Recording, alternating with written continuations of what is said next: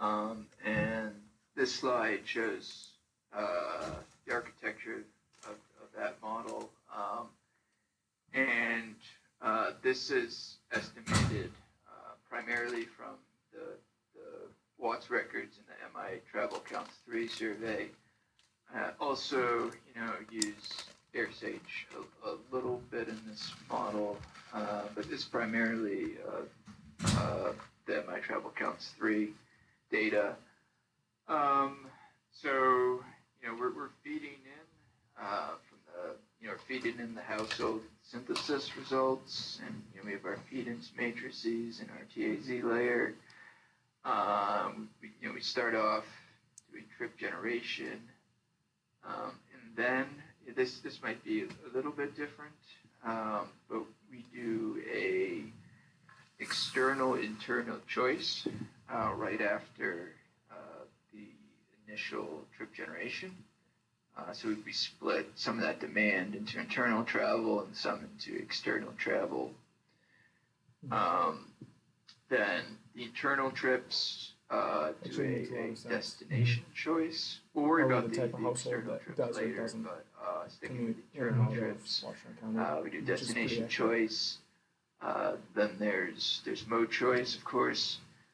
And something else that might be a little bit different is we link the non-home-based travel directly to the output from the home-based model, such that there's kind of guaranteed spatial consistency between non-home-based and home-based travel.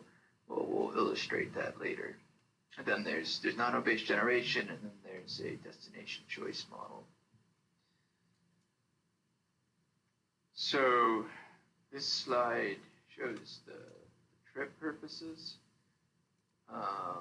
So we kind of organize the purposes around whether they're implicitly affiliated with a work tour or an other tour. So we have home-based work, which is travel directly from home to work. Home-based other on work tour.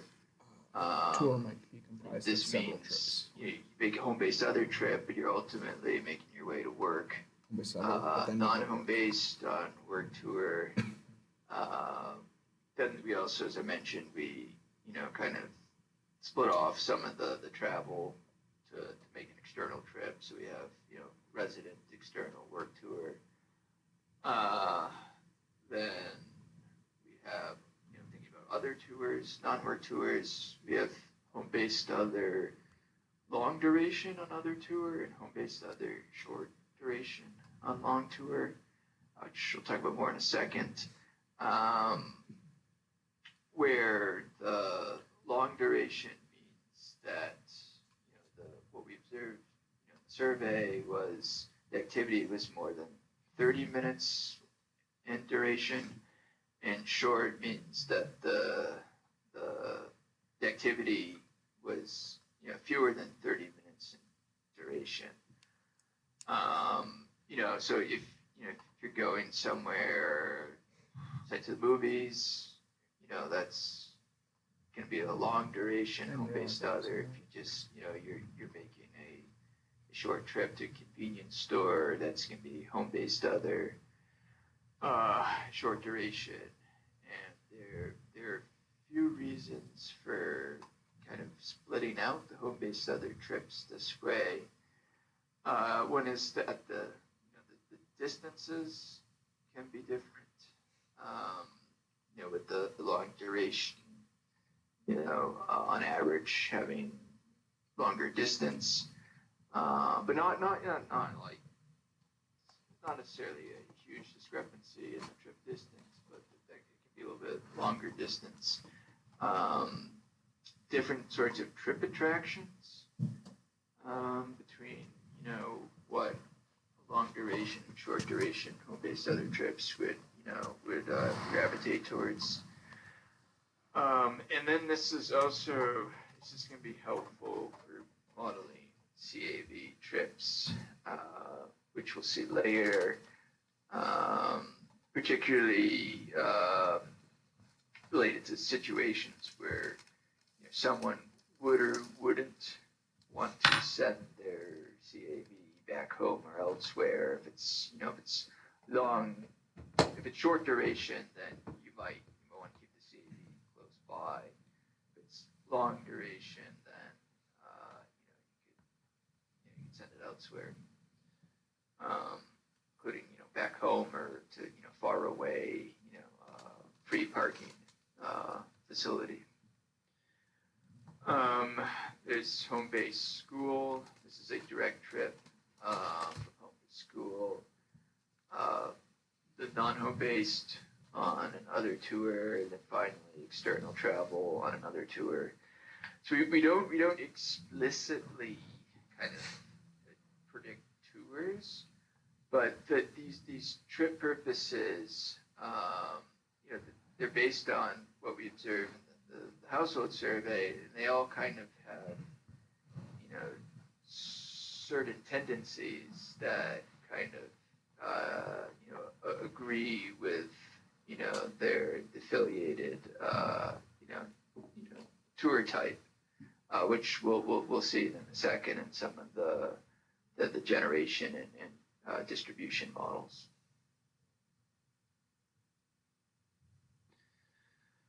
So this slide shows kind of outlines the results from the trip generation estimation. So you might the different variables, you might categorize them a few ways. We have variables related to trip makers, variables related to kind of socioeconomic data, variables related to accessibility or proximity. So these are regression models, negative binomial. This is we don't use the classification tables. Vince could probably talk to this better than I can, but it's the idea is that we can use the data we have more efficiently in a more statistically robust way if we estimate these regression models. So we can get more variables, but there's data to support the estimated variables. We're not spreading anything too thin like you might do in a cross classification table. So in each of the for each of the key trip purposes, we have the essential trip makers like home-based work and home-based other and work tour. We obviously have workers, household workers in that model. That's kind of the key predictor. Non-workers important in the home-based other models. Children's obviously important in home-based school. Let's consider children and seniors. You see that for home-based work, having children or seniors might make that direct home-based work trip a little less likely, and make the indirect one more likely. So, if you have a kid, you might be, less likely to drive straight to work. You might, drop them off at school or pick them up, or have to make some jogging trips. You don't make that straight home to work trip. Whereas, if you don't have a kid, you might be more likely to make the straight home to work trip.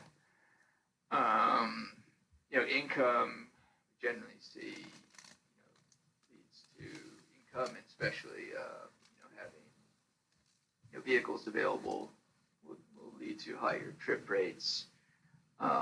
One exception is home-based school, and this is direct home to school. So, if you have a vehicle available, you might be more likely to kind of make a circuitous trip to school, so that in that case, you get a home-based other and a non-home-based trip. You wouldn't have that straight home-to-school trip. So that's why that coefficient is likely negative. And then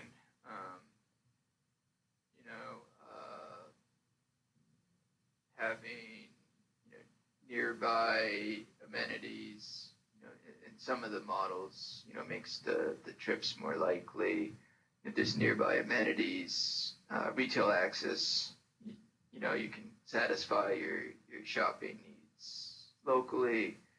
So that makes the straight home-based work trip maybe a little more likely than the home-based other work to work trips, where you need to kind of drive away. On your way to work, you need to stop at a store to pick up stuff. Would we ever tweak that kind of stuff? Then there's we didn't go. We didn't. We tried to limit how much kind of straight district level calibration was done. There was, for a few of the models, did add a slight upward bias for Ann Arbor. I wouldn't read into that too much, other than just the final model needed to generate a little more trips for that area. But it's just interpret that more as kind of a straight calibration. So this slide shows the trip generation results by the major districts we defined, comparing survey on the x-axis and model trips on the y-axis. Generally want to see the circles to fall on the dotted line. It's the 45-degree line. We see, there's a point for kind of all trips combined for the study area. Kind of, one of the main things we want to see is that the model trips in aggregate are, consistent with the survey trips. And then for some of the very important districts like Ann Arbor, we want to see that fall close to the 45-degree line. For some of the more, more rural areas, it's not, unless you apply very strong calibration factors, it's not going to line up. The model and survey won't line up perfectly. Further, it's you risk overfitting the survey data some, because for some of the minor districts, the sample size might not be great. So it might not necessarily even be prudent to try to overfit the survey numbers. But in general, you see that like Manchester and Chelsea, the number of predicted trips, generally lines up with what the survey says. For this slide showing, in the top left is showing the overall trip making. The bottom right is showing the work trip making.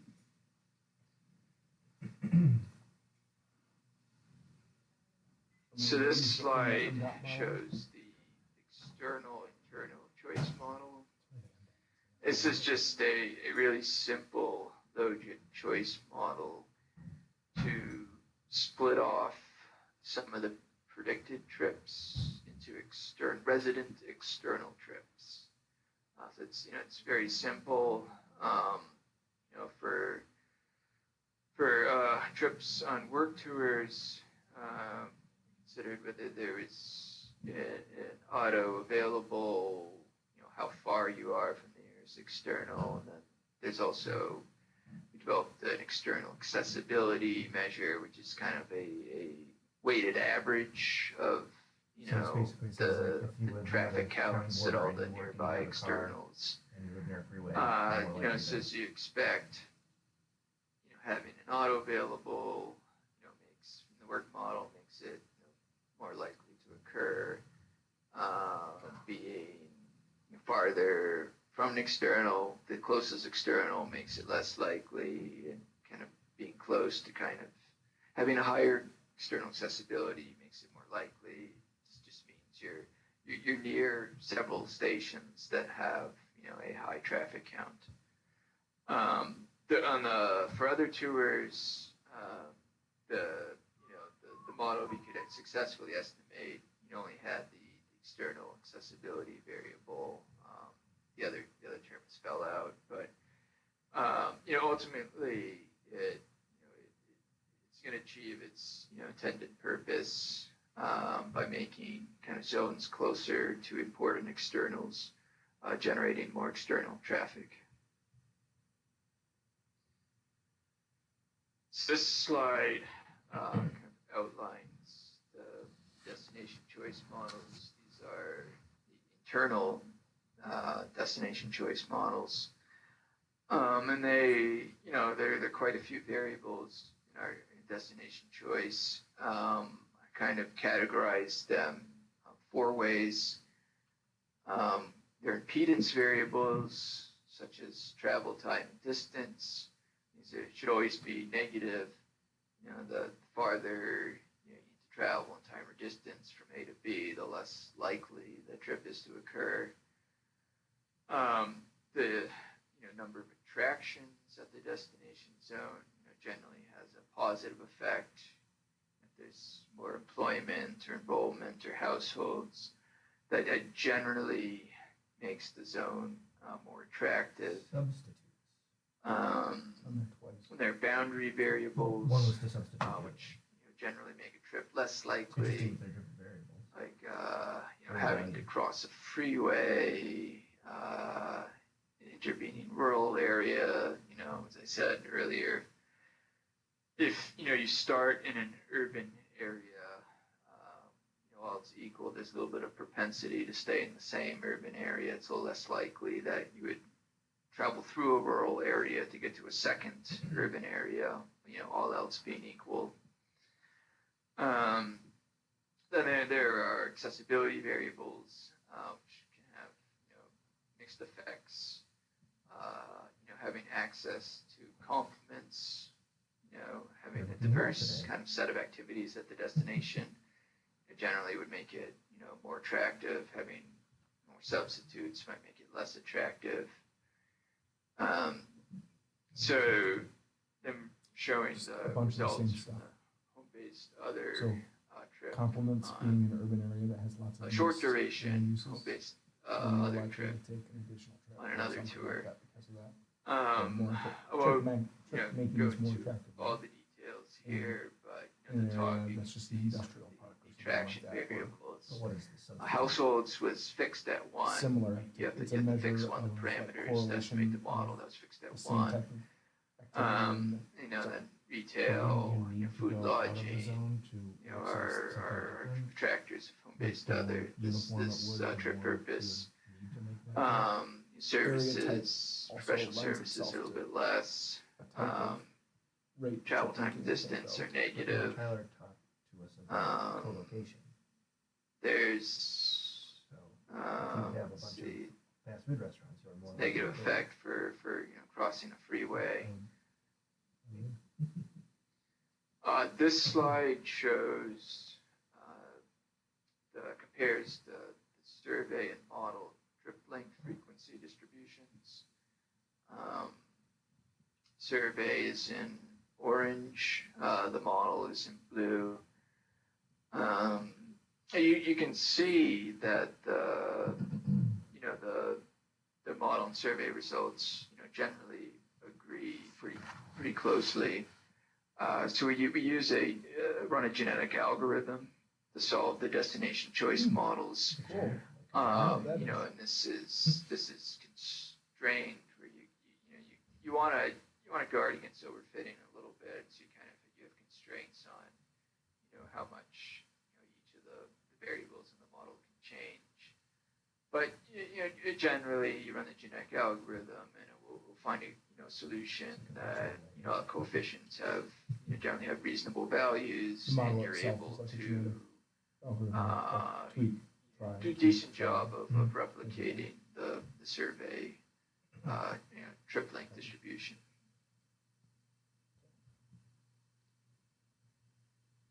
So next up would be mode choice, but we're going to skip over that because Dean's going to talk about it after lunch.